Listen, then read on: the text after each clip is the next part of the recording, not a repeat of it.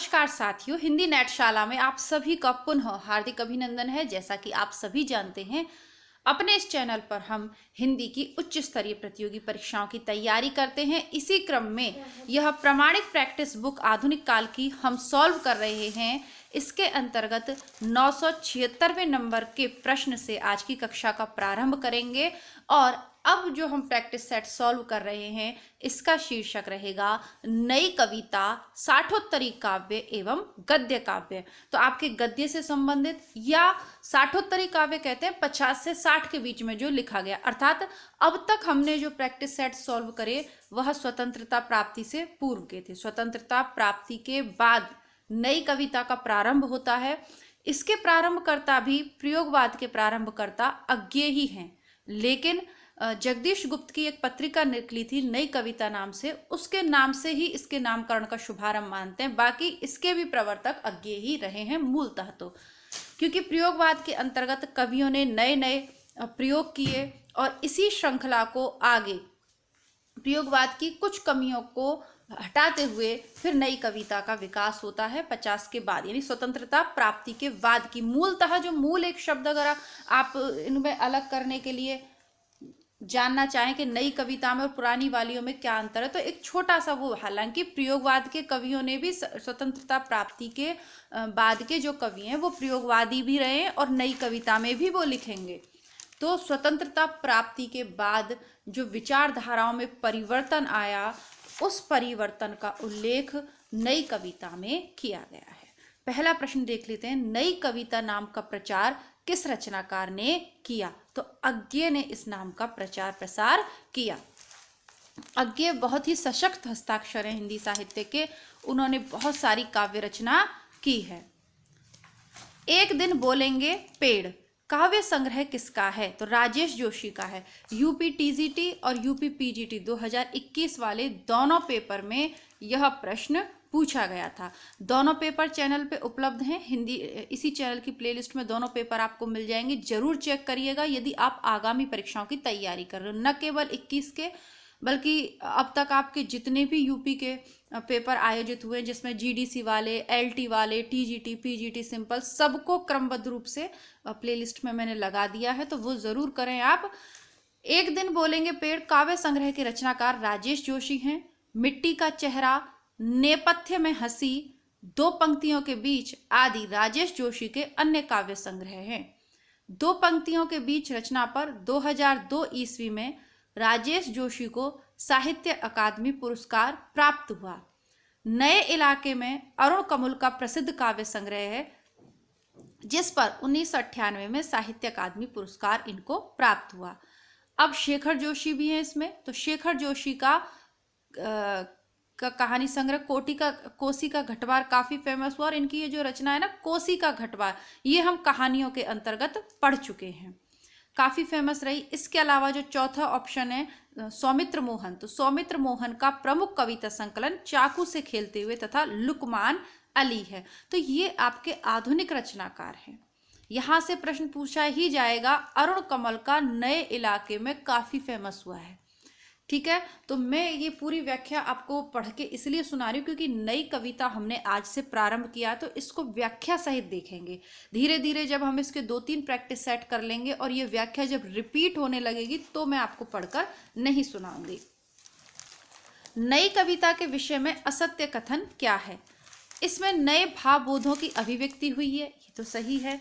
इसमें जीवन के प्रति आस्था दिखाई पड़ती है, यह गलत है। नई कविता में जीवन के प्रति आस्था दिखाई देती है, हाँ यह भी सही है। गलत मैंने सोचा, मैं अनास्था पर ध्यान गया मेरा, आस्था दिखाई देती है, सही है। नई कविता के रचयिताओं में अधिकांश प्रगतिवाद और प्रयोगवाद के खेमे में रह चुके हैं, ये अभी स्पष्ट किया मैंने, यह भी सही है। यह कविता हास्योन्मुख मध्यम वर्गीय समाज के जीवन का चित्र है।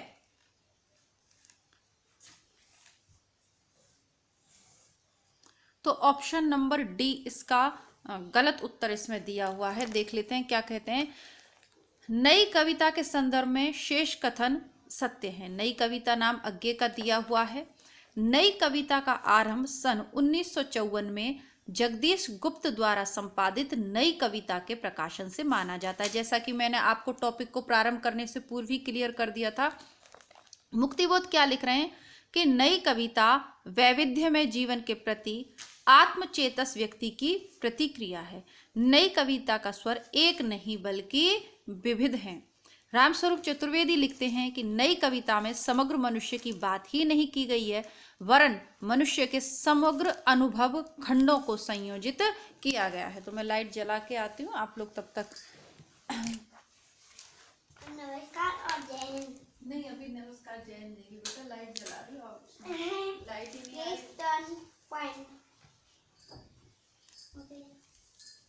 वीडियो में लाइट ही नहीं आ रही, लाइट जलाने की याद ही नहीं रही। आगे देखते हैं, नवगीत विधा से संबंधित काव्य कृति दर्द जहां नीला है के रचनाकार कौन है? Shambhunath Singh. UP PSC GIC प्रवक्ता भर्ती 2021 के ये प्रश्न चल रहे हैं।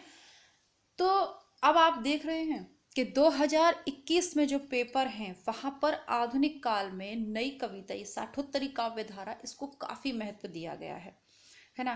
क्योंकि प्रेमचंद की जितनी भी रचनाएं हैं, या हम कहें विभानी प्रसाद मिश्र की रही, नरेश मेहता जो फेमस कवि हैं, धर्मवीर भारती हैं, दिनकर हैं, जितने भी फेमस कवि हैं,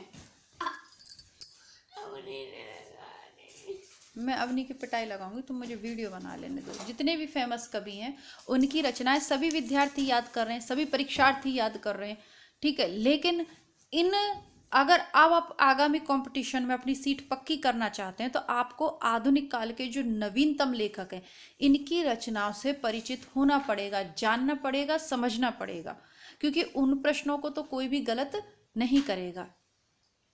तो नवनीत विधा से संबंधित काव्य कृति दर्द जहां नीला है, ये शंभुनाथ सिंह की है। अब देखिए, कुंवर बेचैन, वीरेंद्र, रविंद्र, बेटा ये पेंसिल की नुक नीचे कर लो, इसकी नोक से लग जाएगी उसकी आंख में। शंभुनाथ, जहां दर्द जहां नीला है। शंभु किसको कहते हैं? भगवान शिव को। शंभुनाथ है ना, किसको कहते हैं? भगवान शिव को। और उन्हें क्या कहते हो आप? नीलकंठ भी कहते हो ना। तो नीला है, दर्द नीला का। अब उनका कंठ में दर्द होगा ना, जहर जो हलाहल है वो पूरा कहाँ रख लिया? पेट में तो जाने नहीं दिया, नहीं तो फिर कुछ अनर्थ हो जाता। और तो कहाँ है सारा, कहाँ पर है दर्द? कहाँ है? उनके गले में है। क्यों? क्योंकि दर्द जहां नीला है। जब जहर पियोगे तो दर्द तो होगा ही ना। तो दर्द कैसा है? शंभुनाथ जी का दर्द कैसा है? नीला है। ये ट्रिक से आप इसे याद कर लीजिएगा। आगे देख लेते हैं आपको। अब बाकी के जो ऑप्शन में 4 रचनाकार है ना, उनकी भी रचनाओं को देख लेते हैं। अगर आगे आगामी पेपर में वो पूछी जाए तो आप वह भी कर पाओ। जहां दर्द नीला है 1977 ईस्वी में इसको शंभुनाथ सिंह ने लिखा था। शंभुनाथ सिंह के अन्य नवगीत संकलन हैं, कौन कौन से हैं? रूप रश्मि, छायालोक, मन वनंतर, उदयाचल, दिवालोक, समय की शिला पर। तो समय की शिला पर जो 68 में लिखा था, ये भी काफी इनका फेमस हुआ। हिंदी में नवगीत परंपरा का आरंभ राजेंद्र प्रसाद सिंह द्वारा सन 1958 में संपादित गीतांगनी शीर्षक नवगीत संकलन से माना जाता है। अब वीरेंद्र मिश्र के नवगीत संकलन देख लेते हैं। गीतम, लेखनी वेला, अभिराम चल मधुवंती इत्यादि। कुंवर बेचैन के नवगीत संकलन है पिन बहुत सारे 72, शामियाने कांच के 83, महावर इंतजारों का 83। रविंद्र भ्रमर के नवगीत हैं रविंद्र भ्रमर के गीत 63, सोन मछरी मनवसी। तो ये रविंद्र भ्रमर के हैं। आगे वाला प्रश्न देख लेते हैं। लीक पर वे चलें जिनके चरण दुर्बल और हारे हैं, हमें तो जो हमारी यात्रा से बने। इन पंक्तियों के सृजेता कौन है? सर्वेश्वर दयाल सक्सेना। तो इसका कुछ आगे ऐसा होगा, हमें तो जो मतलब जो घाव मिले या जो भी वो चिन्ह मिले वो हमें प्यारे हैं, इस तरीके से है। तो ये सर्वेश्वर दयाल सक्सेना की नवीन कविता है ना, वो लीक पर चलना ही नहीं चाहते, नवीन भावना व्यक्त हो रही है। सर्वेश्वर दयाल सक्सेना का जन्म 1927 ईस्वी में बस्ती उत्तर प्रदेश में तथा निधन 83 में हुआ। सर्वेश्वर जी नई कविता के प्रमुख कवि हैं। जंगल का दर्द, क्वानो नदी, गर्म हवाएं, खूंटियों पर टंगे लोग इनके प्रमुख काव्य संग्रह हैं। बतूता का जूता इनकी बाल कविताओं का काव्य संग्रह है। बतूता का जूता। ये छोटे बच्चों की उसमें आती है, लाइब्रेरी में आपको मिल जाएगी, मैंने देखी हुई है। इसका जो मुख पृष्ठ है वो मुझे ध्यान में आ रहा है। सहमति, नहीं, यह समकालीन शब्द नहीं है, इसे बालिगों के बीच चालू मत करो। ये पंक्तियां किस कविता से हैं? नक्सलवाड़ी। तो सुदामा पांडे धूमिल द्वारा लिखित कविता नक्सलवाड़ी से है। धूमिल की अन्य कविता हैं मोचीराम, 20 साल बाद, पटकथा, रोटी और संसद, लोहे का स्वाद, संसद से सड़क तक, कल सुना मुझे, सुदामा पांडे का प्रजातंत्र। तो काफी फेमस इनकी ये जो है रही हैं रचनाएं। समकालीन कविता आंदोलन का सूत्रपात किसने किया? तो ये थे विशंबरनाथ उपाध्याय। समकालीन कविता आंदोलन के प्रवर्तक डॉक्टर विशंबरनाथ उपाध्याय थे। 1976 में इन्होंने अपनी पुस्तक समकालीन कविता की भूमिका माध्यम से किया। अब देखिए बहुत सारे छोटे वाद विवाद उस समय चले हैं, इनको देख लेते हैं क्योंकि यहाँ से प्रश्न पूछा जाता है। चाहे तो आप रजिस्टर में एज इट इज एक सारणी सी बना सकते हैं नोट के लिए। समकालीन आंदोलन और उनके प्रवर्तक। अकविता आंदोलन चलाया था जगदीश चतुर्वेदी ने। अकविता किसने चलाया? जगदीश चतुर्वेदी ने। सनातन सूर्योदय वीरेंद्र कुमार जैन ने चलाया। युत्सावादी कविता शलभ श्रीराम सिंह ने चलाई। समकालीन कविता डॉक्टर विशंबर नाथ उपाध्याय ने चलाई। अस्वीकृत कविता श्रीराम शुक्ल ने चलाई। नव प्रगतिशील नवल किशोर ने चलाई। आज की कविता हरीश मदानी का आंदोलन रहा। वाम कविता या प्रतिबद्ध कविता डॉक्टर परमानंद श्रीवास्तव ने चलाई। विचार कविता महीप सिंह ने और ताजी कविता लक्ष्मीकांत वर्मा ने। तो ये इनके प्रवर्तक रहे। ये कोई बहुत लंबे वाद विवाद नहीं चले, लेकिन आधुनिक काल की कविताओं में कुछ समय के लिए इस तरीके की जो धारणाएं हैं, मत हैं, ये चलती रहती हैं। बाकी कविता आप याद रखिएगा। इसी तरीके से कहानी, सचेतन कहानी, जनवादी कहानी, समकालीन कहानी, वो भी गद्य के अंतर्गत हम पढ़ेंगे। फिलहाल आप समकालीन कविता याद कर लीजिएगा डॉक्टर विशंबरनाथ उपाध्याय की और कविता जगदीश चतुर्वेदी की। आगे बढ़ते हैं। कौन नई कविता के प्रमुख कवि हैं? तो अज्ञेय है ना, ये तो मैं आपको बता ही चुकी हूँ, बार बार इस पे क्या ही कहें। आगे बढ़ते हैं।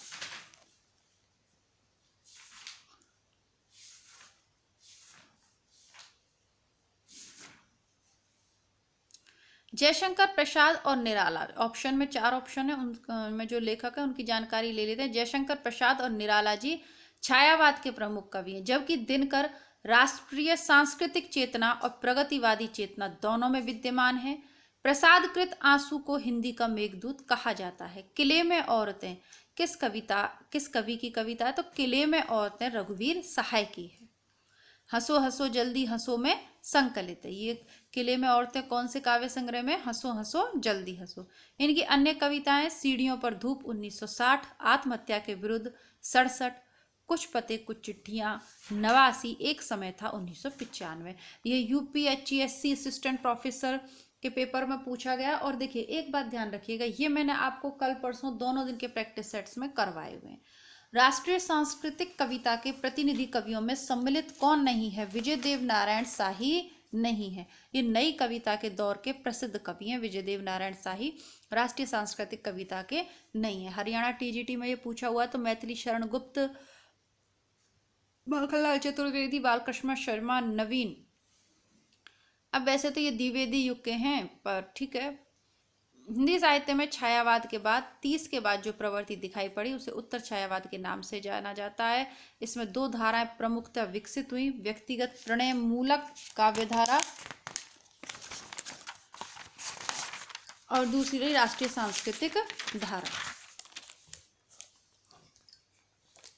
तो राष्ट्रीय सांस्कृतिक धारा के कवि रहे दिनकर, सुभद्रा कुमारी चौहान, माखनलाल चतुर्वेदी, बालकृष्ण शर्मा, नवीन, श्याम नारायण पांडे की हल्दी घाटी वगैरह काफी फेमस रही। मोचीराम कविता के रचयिता कौन है? तो धूमिल है ना, धूमिल ही है। बाकी इनका हम डिटेल अभी पढ़ चुके, वापस से नहीं पढ़ेंगे। तो इनके मरणोपरांत कल सुनना मुझे काव्य संग्रह के लिए इनको साहित्य अकादमी पुरस्कार मिला। नई कविता पत्रिका का संपादन कब हुआ? 1954 में। 1954 में नई कविता पत्रिका का संपादन हुआ। डॉक्टर बच्चन सिंह नई कविता का आरंभ 1951 से मानते हैं।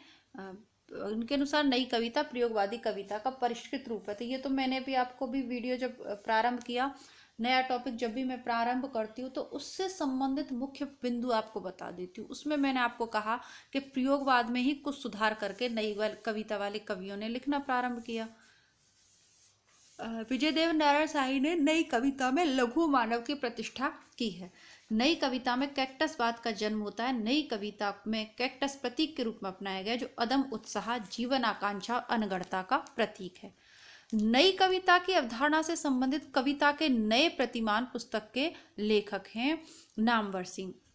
देखिए ये जो प्रश्न है ना, नेट में इतनी बार रिपीट हुआ है, पीजीटी में रिपीट होगा, असिस्टेंट प्रोफेसर में भी पूछा जाएगा। कविता के नए प्रतिमान, नई कविता के प्रतिमान नहीं, कविता के नए प्रतिमान, ये नामवर सिंह का आलोचनात्मक ग्रंथ है मूलतः, तो है ना।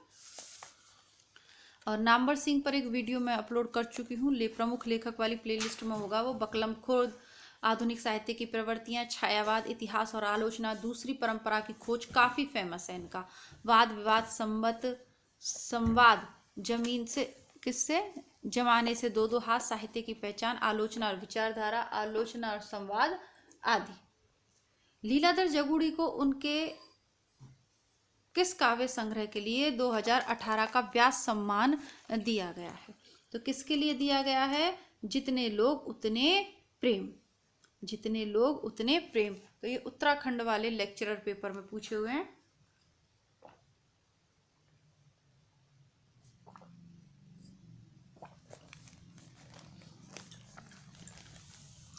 इसकी देखेंगे, पहले नीचे वाला देख लेते हैं। कौन सी रचना मंगलेश डबराल की है? तो पहाड़ पर लालटेन काफ़ी फेमस रही है, ये मंगलेश डबराल की है, पहाड़ पर लालटेन। 2021 में असगर बजाहत को उनका जो नाटक है महाबली, उसके लिए व्यास सम्मान मिला। 2020 में शरद पगारे को पाटलिपुत्र की सम्राज्ञी उपन्यास के लिए मिला है व्यास सम्मान। नासिरा शर्मा को कागज की नाव उपन्यास के लिए मिला है। लीलाधर जगूड़ी को जितने लोग उतने प्रेम कविता संग्रह के लिए मिला है 18 में। 17 में ममता कालिया को दुखम सुखम उपन्यास के लिए मिला। 13 में विश्वनाथ त्रिपाठी को व्योमकेश दरवेश संस्मरण के लिए मिला। और रामदरश को आम के पत्ते कविता संग्रह के लिए 2011 का ज्ञानपीठ पुरस्कार मिला, व्यास सम्मान मिला। व्यास सम्मान भारतीय साहित्य के लिए दिया जाने वाला ज्ञानपीठ पुरस्कार के बाद दूसरा सबसे बड़ा साहित्य सम्मान है। इस पुरस्कार को 1991 ईस्वी में के बिरला फाउंडेशन ने प्रारंभ किया था। प्रथम व्यास सम्मान 1991 में प्रगतिवादी आलोचक रामविलास शर्मा को उनकी रचना भारत के प्राचीन भाषा परिवार और हिंदी हेतु दिया गया। तो आप जितने भी विद्यार्थी हिंदी नेटशाला पर इन वीडियोस को देख रहे हैं, मैं आप लोगों से विशेष आग्रह करूंगी कि आप लोग सिर्फ आधुनिक काल की तैयारी ही क्यों कर रहे हैं? आपको आदिकाल, भक्तिकाल और रीतिकाल या इसके अलावा भाषा विज्ञान या उन सब की तैयारी एक साथ क्यों नहीं कर रहे? मैं ऐसा इसलिए कह रही हूँ कि हिंदी नेटशाला पर तो इतने व्यूज़ आ रहे हैं, फिर भी आप लोग देख ही रहे हो। बहुत ज़्यादा लोग नहीं देख रहे हो, लेकिन फिर भी देख रहे हो, क्योंकि बहुत ज़्यादा लोग देखें उसका तो तरीका यही है कि आप इन वीडियोज़ को शेयर करो। ठीक है, आप वीडियो देखते भी हो, कमेंट भी करते हो, लेकिन वीडियोस को अपने मित्रों तक शेयर करने में बहुत कंजूसी कर रहे हो। और फिर मुझसे आप आशा भी करते हो कि मैं ये किताब आपको पूरी पढ़ा दूँ। ठीक है, तो कम से कम दोनों चैनल पे मैं 35 वीडियो इस किताब के अपलोड कर चुकी हूँ। हिंदी बुकशाला चैनल पर हमारा आदिकाल पढ़ चुके हैं, भक्तिकाल समाप्ति की ओर है, फिर हम रीतिकाल पढ़ेंगे और आधुनिक काल हम इस पे पढ़ रहे हैं। इसलिए दोनों चैनल्स पे मैं एक ही बुक करा रही हूँ, ताकि पूरी बुक, इसमें लगभग 13,000 प्रश्न हैं। 13,000 प्रश्न अगर आप वाकई ईमानदारी से साथ में हम पढ़ लेते हैं मिलके, तो मुझे नहीं लगता कि किसी भी परीक्षा में हमें कोई हरा सकता है।